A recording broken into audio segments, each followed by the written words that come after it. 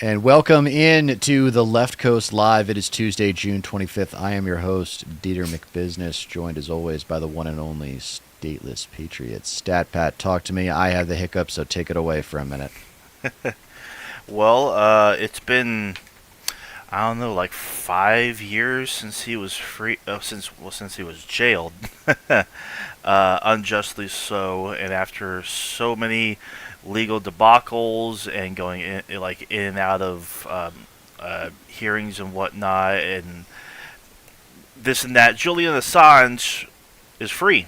Julian Assange. He has finally been free. That he's on his way home to Australia, and this is a big win. Obviously, like he didn't do anything wrong. He was just being a journalist, but the things that he uncovered via WikiLeaks, the powers that be were not very fond of that.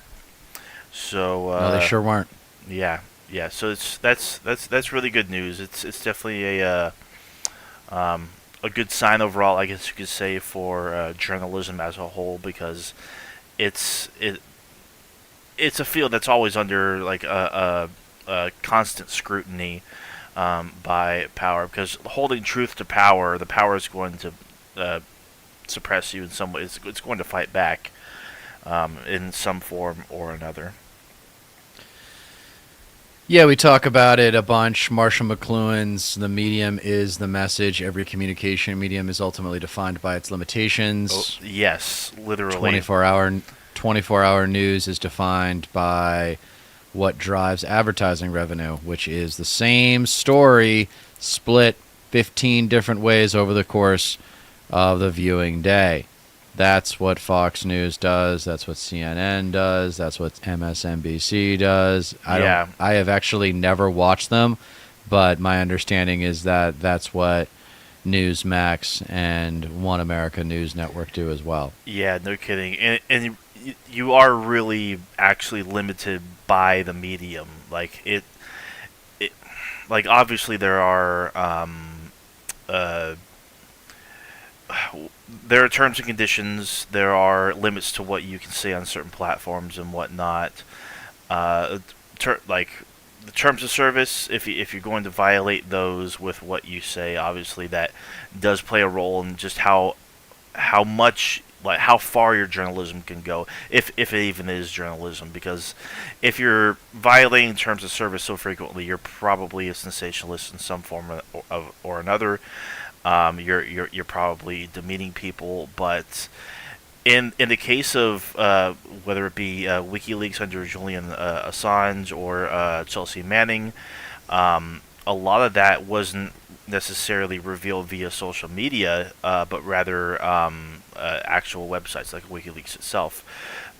But nowadays, you have various journalists covering what's going on in Palestine, and of course, there's also the Indian government, which is knowingly, and this is well known, uh, contacting Elon Musk, contacting Twitter, and having Twitter do their bidding and silencing dissent and messages, basically tweets and stories that the Indian government doesn't actually find very flattering, for lack of a better term. So I was going to say, like TikTok, there's this a concerted effort to get TikTok banned as well, or at least under American control, so that way the channels of communication and posts and whatnot on TikTok can be um,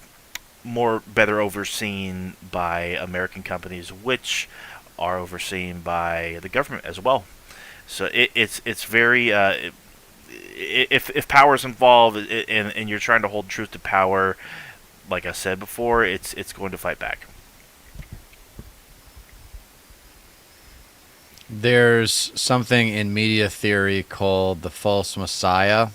I don't even know if it's media theory, but I'm sure if you Google search the false messiah, you'd come up with a lot of examples of historical figures who have claimed to be some form of a messiah or whatnot. Yeah, But what we do with technology is the same thing.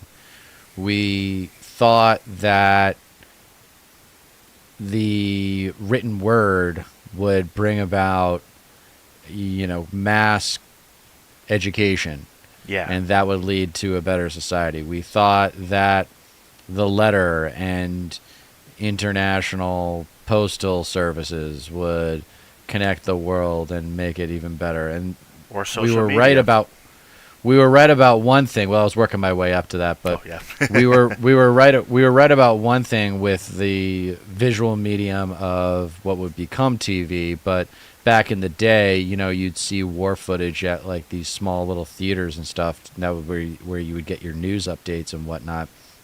Right. And that's when imperialism, as we have read about it in history books, ceased to exist, because we saw the faces, we saw the bodies of the people who died, both the soldiers and the citizens.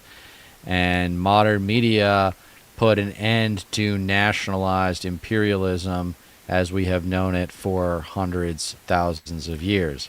But Right. we were given the same promise with the internet that it would lead to mass education. What do we do with it? Porn. And what does it become? A tool for propaganda, because it is a Yeah. marketplace. Yep. That's the problem with the internet. It is a marketplace, and not all marketplaces are fair. In fact, very few are. So, Right. for our platform right here, for example, YouTube used to be extremely friendly to independent media creators. Yep. And now it's all about MSNBC, CNN, Fox News segments that get views for people who are too cheap to have a YouTube TV subscription. Yeah. That's Or- basically what their Let- presence on YouTube has become. let alone like an actual YouTube account, and like it really is like the corporatization, just taking full effect. Like this platform used to be like independent media heaven basically, and then of course there was the whole adpocalypse thing in 2017, where obviously like brands were noticing their products being placed before videos that they very much did not want their ads being shown before. So that was a major blow to, I guess, the freedom, the utility of independent media on YouTube as we knew it, and it's just gotten worse over time. Like it's really hard to just start fresh, because you're just gonna be bombarded with the bigger channels, whether it's corporate friendly, and I think that's the case for other platforms as well. Yeah, it's too bad to see YouTube and other platforms. I mean, we shouldn't talk too much shit about YouTube because we're here and we're Sure. getting to people through them. Yeah. But it's like, come on, YouTube. Why couldn't you just keep the mass media out? Why did you have to let MSNBC and CNN and Fox News in? Why did you have to let them in? There should be Yeah. a law against it. Like, that's what YouTube TV is for.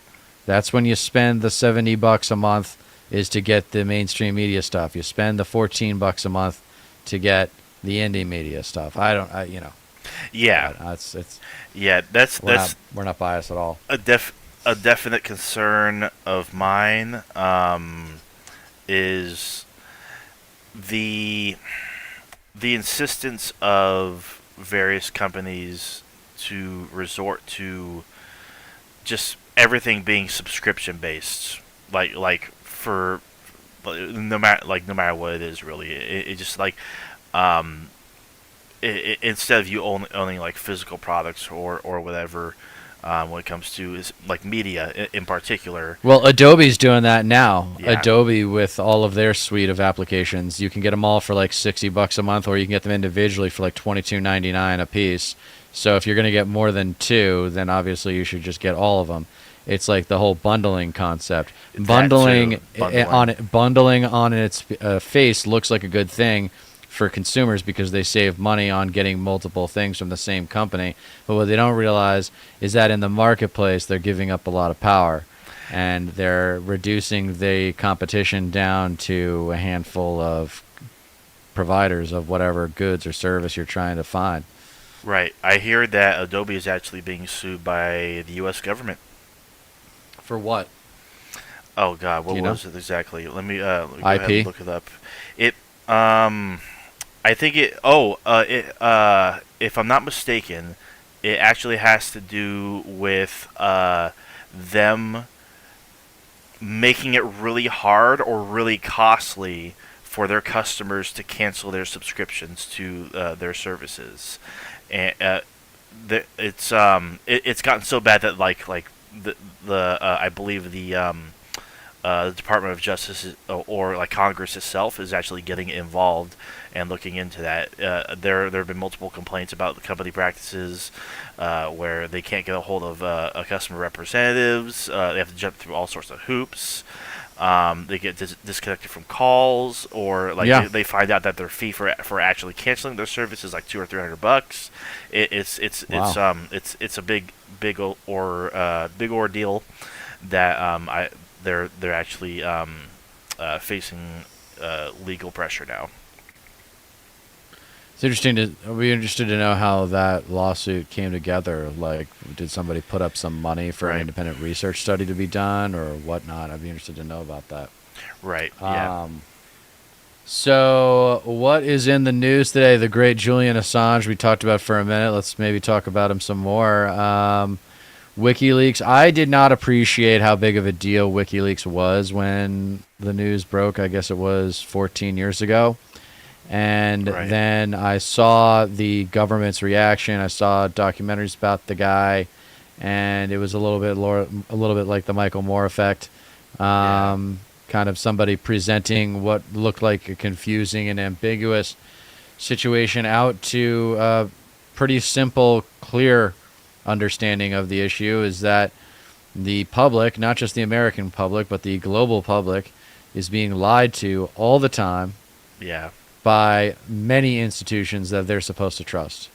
Absolutely. That, and those legacies of trust, I thought, would be more uprooted by WikiLeaks, but it shows you the power of the establishment that he hasn't been successful. He's lucky to get his freedom back Yeah. and some It really semblance of a is. life, Yeah. but his work, as prolific as it was, ultimately failed to accomplish its goal. Well, I think to an extent that is true, but I would argue since its inception and what he uncovered, what he did accomplish under WikiLeaks, did inspire basically like a whole generation of people who saw what he did and wanted to do similar things, uh, like pursue journalism or expose secrets or um, basically just tack on to what he was. What I guess the goals of WikiLeaks was holding truth to power and exposing all these things that the public should know about according to those in charge and whatnot. Well, he's an Australian hero. Yeah, it sure is. Australian hero. Yeah, He doesn't look like a hero, but I suppose to some he is. sure. He was so rude in so many interviews. Like, he's got a Yeah, horrible personality. right. He's a complete dick. He's But definitely like no. He's definitely not a saint by any means. I know that there's been smear pieces on him and whatnot, and like there's some truth to uh, uh, the smears and whatnot. But ultimately, like a lot of it was just like trying to discredit him generally. But like as a person, like you you can definitely separate what he accomplished or achieved, I guess, and separate that from him as a person. That's for sure, and that goes for all kinds of people, honestly. all right, do you want the news on Jamal Bowman? Yeah, how is that looking? Is it bad? I It haven't really. is game over. It is game over. Jamal Bowman has lost the Democratic primary to George Latimer for that congressional district, whichever one it is. God. And another progressive. It's interesting to think about. The question is, does this Jamal Bowman loss mean the end of the Bernie movement, the Justice Democrats, all of that energy we saw in 2016 for things like Medicare for all, for things like free college, for all those dreams that so many Americans and progressive Americans, young Americans, the freaks, geeks, and weirdos of America wanted to see? Is that kind of on its way out? I don't know. I'm leaning towards no, mostly because Jamal Bowman kind of lacked the, I guess, star power of other squad members. I guess you could say he um, didn't exactly join the. I think he only became a congressman in 2022, if I'm not mistaken. Um, so like, it's just really frustrating. I think more than anything, this comes down to the fact that AIPAC spent over $10 million alone trying to unseat him. That's all this comes down to. So Money. Yep. yeah, really though. So if you're spending that much on an ad campaign for a conservative pro-Israel Democrat who's actually kind of racist, um, yeah, like that's it's just name recognition. Like people who just casually vote blue no matter who and don't really give any more insight or seek insight towards the people that they're voting for. Like they're just gonna click. They're just gonna check the name that they see. You know. Yeah, and they're Uh, watching Morning Joe and they're listening to Pelosi's interviews and they're like, oh, well, she endorses him, so I yeah. should just vote for Latimer because that's who so and so says I should vote for. Right. Because Jamal Bowman's Because everyone anti-Semitic. else is, and everyone's too lazy or just too Yeah. busy to do their own research, Yeah. Yeah. You can't. figure out what these candidates are really about. But it's a shame. I mean, I said it 1,000 times. Bernie needed to anoint someone, or someone needed to step up, and there needed to be a next ringleader of sorts. Or Yeah. Bernie shouldn't have kind of bailed and just become a Joe Biden bro. Yeah, the biggest thing is, and you're starting to see it more. Your reject APAC is a new thingamajig that progressives are getting behind. Um, People like uh, Mehdi Hassan are coming out Right. and just going full throat, just attacking APAC for what they do and what they're about. Because it's literally bribery. It's just legalized bribery. Like Right. they literally own politicians. They Yeah, dump and it's been so that way much for a money. long time. Of course, It's been of that way for a course. long time. It's been that way since there was a huge piece of legislation called McCain-Feingold, where the Honorable John McCain Hmm. was going to be involved in this bipartisan legislation that he and this other guy Feingold were leaving, and it was going to get corporate money out of politics, and it Yeah, obviously failed miserably. What's worse is that Citizens United came around and not long gave after. corporations the same rights as individual citizens. So corporations are entitled to free speech now, even Right. though they're free They're not speech. Wait, people. I don't. It doesn't. Yeah, they're not an individual citizen, so it doesn't make Yeah, any sense to me. But yeah. Like what the hell? Like that. Like that doesn't make any sense whatsoever. That was very very consequential for for lobbying in particular. That's for sure. right. It's gross. It's absolutely disgusting. Well, what are we going to do about it, Stat Pat? How are we going to rise above and catalyze the nonviolent socioeconomic revolution that we all want to see? I don't know. I have to think more about it. Yeah, Um, I'm right there with you. so Jamal Bowman, looking for work. Poor guy. Yeah, I don't We think it, like you, Jamal. I don't think he is really going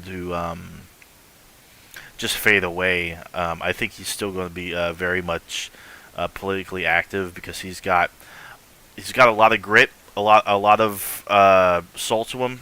You know, he's Yeah, very he's got a much. great story. He used to be a middle school principal or something. I think so. Yeah, yeah. No, he's Yeah. very passionate about what he believes in. So, I mean, eh, it's just like the fact that like all they really had like in attacks against him was that like you shouldn't bomb Palestinian kids, and Israel is using AIPAC to buy off politicians in America. Like, you just round all that up to anti-Semitism. It Right. the word doesn't mean anything now. Like, No, it doesn't. Like, it doesn't. Not to people who are understanding this conflict. I was talking with a bunch of people about this conflict, and the bullshit that they come up with to justify Israel's sociopathy and say that it's not a genocide is amazing to me. oh And yeah, so, the go ahead. some more news, which is a fantastic channel. Um, they actually did like an hour-long video deconstructing basically every go-to argument that pro-Israel people, Zionism, whatever, have for justifying what they're doing in Gaza and what they've been doing for decades and decades. Like the lengths that they'll go to is like there's no depth of depravity that they won't scrape. Right. If you know, like yeah. James Fox comes in. He says, Julian Assange is now a free man heading home from a Guam airport. Yes, he pleaded guilty to the one charge in time served. He's leaving the airport now, going home to Australia. Yep, that's right, James. We were just talking about that early in the stream. Thanks for joining in. I got 6 people right now. Thank you, guys. Make sure you guys like and subscribe to both of us. Make yourselves known. Say hi. We it's an exciting week, dude. We got we got the debate coming up on Thursday. I'm really excited Yeah, about covering that live with you. let's do it. It's going to be fun. Let's Hmm. talk about the debate and the strategies we think they're going to employ. Okay, so the biggest aspect of this debate to understand is that there is a mic cut on Yes, Trump, on both of them. on both of them. So Yeah, he's not going to be able to be abusive like he normally is. That's. Do you see anything else as the most? No live audience, so right. that's a big thing. But I don't see that's the most important variable to me is that they can cut his mic after he's done talking, and that means he's not going to be able to just run and bulldoze Biden all night. This is actually all very, very interesting because there are a couple things, a couple more aspects on top of that that I find may very well be annoying to Trump. For one, they are not allowed to consult with anyone during the breaks. Like they can't go back to like their staff or anything like that and like talk with them. You just like go back, have some water, and just keep it to yourself until Take a the break's bathroom over. break. Yeah, basically that's it. So that's really interesting, and also, um, yeah, of course, like if anyone gets out of line, their mics will be cut. But Trump himself, I forget if it was a post on social on Truth Social or if he's been saying it at his rallies or to his staff, but I hear that he says that he is going to intentionally lose the debate. Now that could mean a few different things, but I think it is mostly setting up his base to have that talking point ready if he doesn't perform well, because Yeah, he's probably not very confident that he's actually going to perform well. Either that or I mean I can't really think of anything else. But because it could really go either way. Like Biden might surprise us, Trump might surprise us.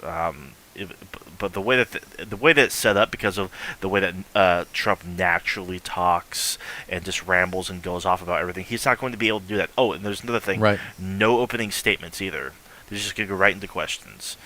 Oh, cool. So all these aspects of it, not really Trump's wheelhouse, but it is standard for debates, and like obviously he agreed to it.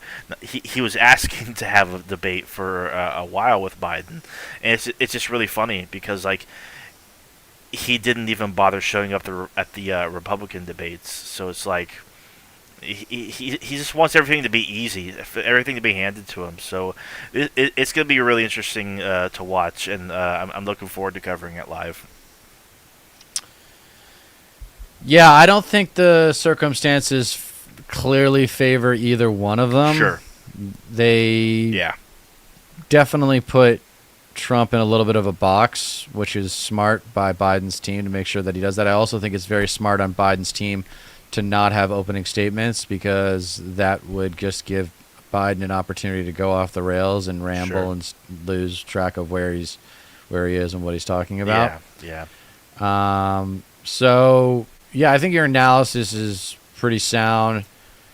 If the circumstances benefit anyone, they benefit Biden, but I think they benefit Biden more to do with the scheduling, because right now he's down in the polls. He needs something to get him back up. Yeah. Because maybe that's what we should do next, is look at these polls. This is the stakes of the conflict. I'm going to Yeah. get this set up Yeah. here. And not to mention the talking points are already going out from Trump's side, like, oh, we should do a drug test before the debate because Biden's obviously Adderall? going to be on something. Yeah. Wow. So here we go. So Pennsylvania, Pennsylvania, Michigan, Wisconsin are the close ones. Pennsylvania, Trump's up a half point. And Biden's Wisconsin, kind of gaining on Wisconsin, him a little bit. in Biden's recent up a weeks. tenth of a point, so it's dead heat. I mean, it's a tie basically, and then Michigan is also basically tied. Okay. This is Michigan, also basically tied.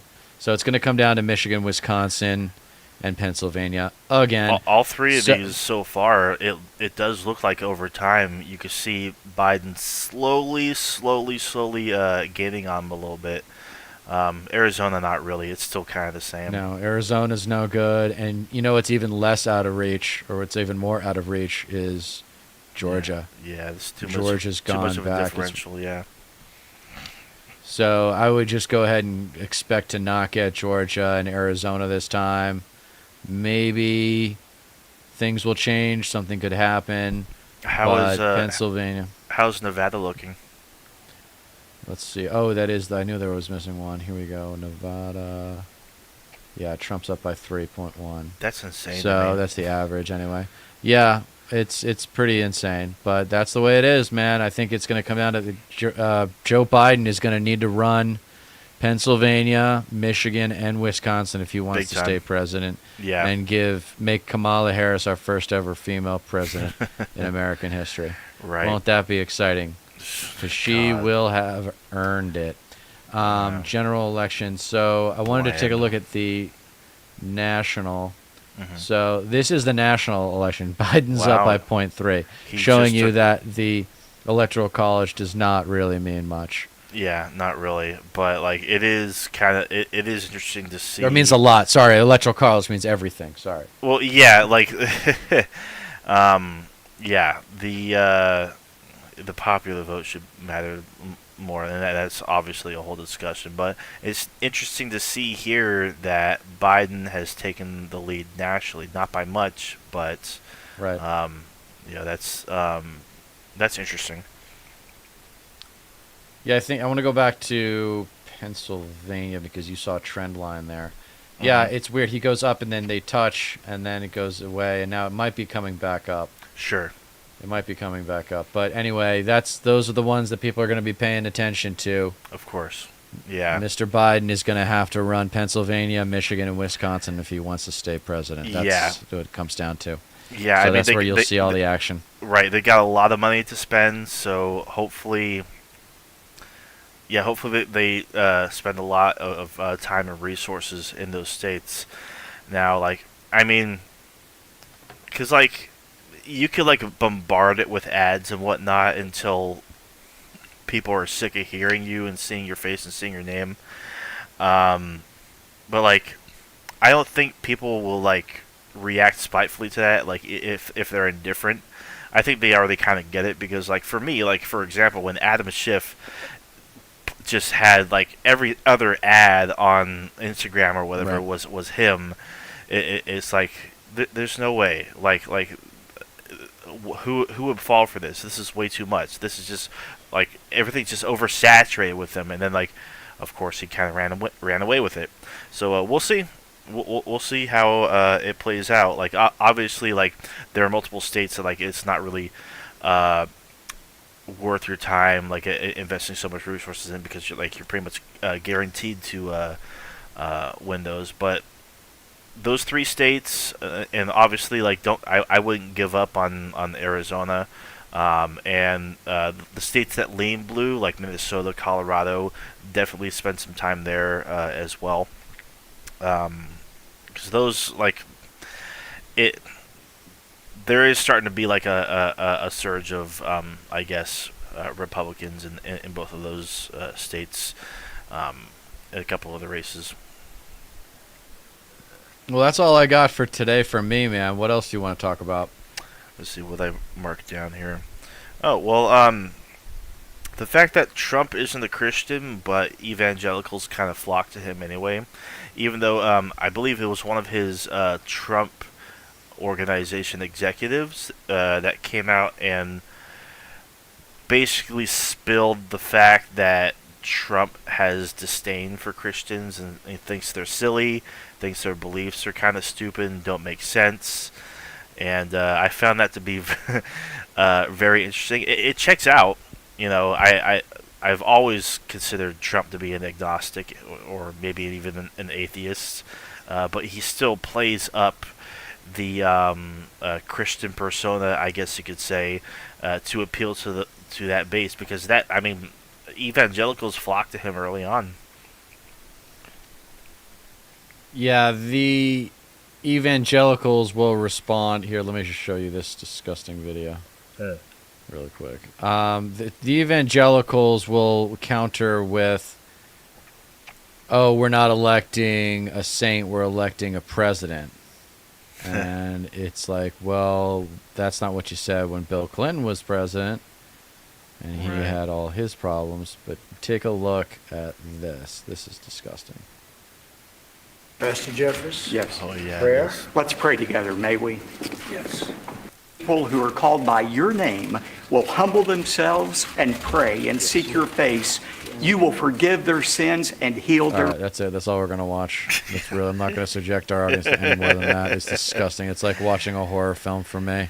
It really I legitimately is. Can't. It's. I really can't watch it. It's so gross. Do you remember when he took? But to answer your question, Yeah. let me hold that thought. Yeah. The reason why evangelicals will back Trump or really back anyone is because they care more about winning than they do actually converting people or helping people in some sort of Christian way. Or being consistent with their faith. Actually living like a Christian. Yeah. Actually living like a Christian rather than telling everybody to live like a Christian but then living like a complete hypocrite with hate in your heart for people that are different from you. Right. I mean, Christ was all about tolerance, and evangelicals are the least tolerant people in the freaking world, other than outside of the Middle East. Yeah. Yeah. No. Like I actually posted on Facebook earlier today. This post says, in the first century in Israel, Christianity was a community of believers. Then Christianity moved to Greece and became a philosophy. Then it moved to Rome and became an institution. Then it moved to Europe and became a culture. Then it moved to America and became a business. There it is. Yep. Of course, it's had its different facets and different branches and offshoots. It hasn't remained like exactly the same. Christianity. But we should as a also whole, but point still. out that religion in politics is not unique to America. For example, I know Exactly. that Indian politics are primarily driven by the Hinduism. 30% minority that is Islam, that is Muslim. So Really? 30% of India's population is Muslim, and that drives politics in a very similar way to illegal immigration here. Yeah, from what I understand, like it's that 30% that is Or sorry, it's discriminated 14.2% Muslims. Yeah, and they are constantly used as a scapegoat in India because Narendra Modi is a Hindu nationalist, and they have consistently used fascistic rhetoric against Muslims in the country to basically fearmonger and rile up their base so that way they can continue voting for him and his party. Yeah, it's not exclusive to America. It's not. It happens everywhere. You know, religion weaponized in politics to fearmonger and gin up support. It's pretty common, and it also happens to align, funny enough, with fascism or nationalism. Weird. Yeah. Yeah. Weird. Weird is right. Weird is right. No, I think it's important to keep things in perspective and make sure you appreciate at least a little bit about what's going on in other countries' politics. If you watch Morning Joe, which I do to establish a baseline of baby boomer liberalism, what are the baby boomer liberals thinking today? Right. That's kind of why I watch Morning Joe, and I'm watching less and less of it. I'm noticing that I'm finding myself scrolling through, then seeing if the bottom ticker changes, and it only changes to like 3 things over the course of 4 hours. So I watch the coverage on those 3 things, and then I'm looking for new stuff, and it just keeps going back to those 3 things. Sometimes I'll have intellectuals come in. Someone comes out with a book about, there was that cool thing we talked about, wealth generation, and how baby boomers kind of screwed over millennials and Gen Zers, but he didn't say baby boomers. He wouldn't say it. Yeah, I don't blame you. I would imagine after a little while it gets a little boring as well. Yeah. And it's just so forced. They're just such bad actors. They know that they're not telling the complete story. I saw some analysis of the Jamal Bowman race this morning. They were already condemning Bowman. They're like, oh, yeah, it's his own fault. He got himself into this mess, and he should have known better. That basically was the analysis. That's a puddle deep analysis if I've ever heard any. It's not even well, because it's it's MSDNC. They still have Hillary Clinton on all the time. They have Nancy Pelosi. They have what's her name, Elise Jordan, who worked for W on as a regular. And I'm like, what is it? It's like, if you're going to have someone out of W's administration, she better have an amazing personality. And she doesn't. She's just bland as an oatmeal. Access point. She's an access point for corporate neoliberal corporate Democrats to be like, oh, see, we're getting the reasonable conservatives over to our side. God. Yeah, it's gross. The tragedy of the left is that Democratic voters think they're voting for certain things, and they're not. They think they're voting for student loan debt relief. No. They think they're voting for it, and they get a half-assed effort at delivering student loan forgiveness. Yeah. But it doesn't happen because it's so weak-kneed and attempt legislatively that guys like Ted Cruz can get involved and shut it down by dragging it through the Supreme Court, et cetera, et cetera, et cetera. That's just one example of many things. Where was the police reform, Joe? We had all these bad police issues, all these problems with the police, and yet I'm not seeing any structural change related to the police. I'm not seeing any transparency in how police are trained. Why do I not have access to videos about the extent to which my local police officers were trained?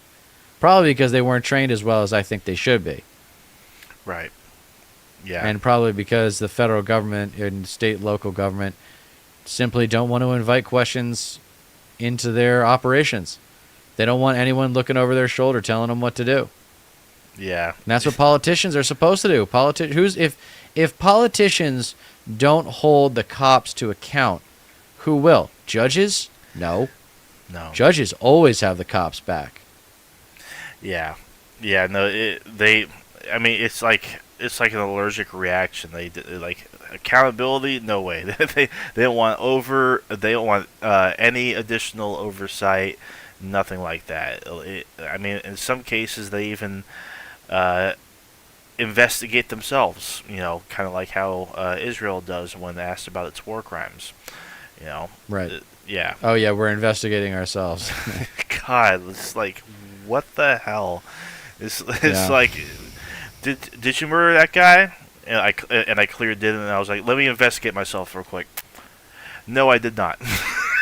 We have come to the conclusion that I had not murdered him. It's like, yeah, Yeah, I didn't do it. it's so damn silly. Like, what the hell? All right, I got 2 viewers. Let's see if I got any comments. Yep. Nope. No love on comments. Guys, let me hear it. Tell me I suck. Tell me I'm great. Tell me StatPad is smarter than me, and I need to do more research because that's probably the truth. I mean, I'm kind of winging it myself. Like, I'll keep up with like the headlines here and there, and I'll just like, I mean, most of my political engagement comes with it comes from mostly like engaging with random people I see on threads on Facebook and whatnot. Just people that. Yeah, is Threads becoming more popular? I mean, sorta, but there's not much there. Like most of it is just like, you know, just whatever you tend to follow. You know, progressive accounts and whatnot. Lots of pro-Palestine accounts for sure. Uh, but like it's not really like a place I really clamor to that much. But Facebook is like still just a very high traffic haven for a lot of political types and whatnot. I'm actually in a couple like traditionalist kind of groups that kind of have a weird idea of you know, make men masculine again and this and that, and just this idea of reverting back and regressing and shit like that, and like it's entertaining. That's for sure. And then there's like a couple other pages that claim to be lefty, but they're clearly just like reactionaries or like tankies, like authoritarian communist types. Like it. Define tanky. So a tanky is someone who loves Stalin, basically that style of communism. Someone who is quick to be who's claims to be a leftist, but is very much like an authoritarian and believes in more like state power and doesn't actually believe in market reforms. If you're basically to the right of Lenin, for example, you're considered a liberal. Just kind of like mindless people that can't really you can't really take them seriously because they have no idea how to work change or like affect change in any meaningful way. They very regularly hold purity tests. Like if you don't pass this puritanical test of like you're not a real leftist or whatever. It's a constant game of who's leftier than thou. You know, it's very very insufferable. Like You got a lot of that on the internet. Yeah. They rather work themselves up in your The Jimmy Dore crowd is beliefs. really into that. Yes, like exactly. That's definitely. Jimmy Dore crowd. If you don't check certain boxes, then they're just not going to touch you. They're just going to completely reject you and tell you how stupid you are and go there. Talk about a cult-like thing. Would you say the intellectual divide on the far left, the progressive left, is that Jimmy Dore and his cohorts, right? There's Jimmy Dore and then there's everybody else.